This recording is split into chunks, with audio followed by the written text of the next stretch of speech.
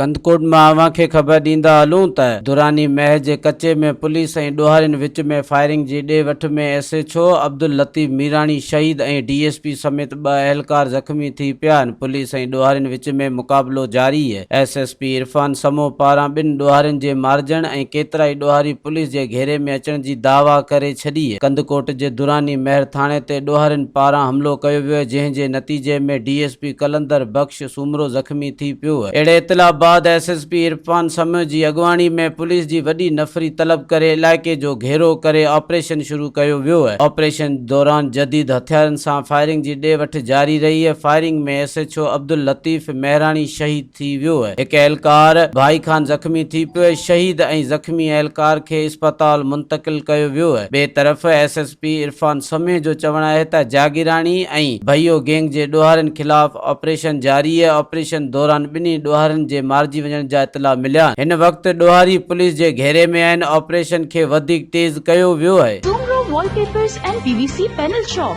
3D wallpapers की वसी range जो आपके घर को बनाए आपके ख्वाबों की तरह खूबसूरत। बेहतरीन क्वालिटी के वॉलपेपर्स और सीलिंग्स बेहतरीन कलर्स और डिजाइन्स में दस्तयाब हैं।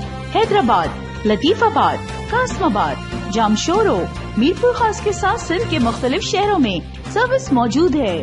हर किस्म के 3D वॉलपेपर्स और सीलिंग्स लगवाने के लिए अभी राब्ता करें। कॉन्टैक्ट रंजन अली सोमरो।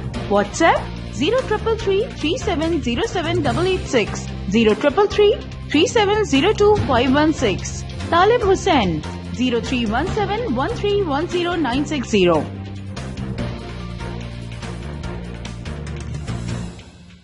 मज़ीद ख़बरनि ऐं तफ़सीलात लाइ विज़िट कयो असांजी वेबसाइट www.awamiNewsHD.com ऐं ॾिसंदा रहो अवामी न्यूज़ HD।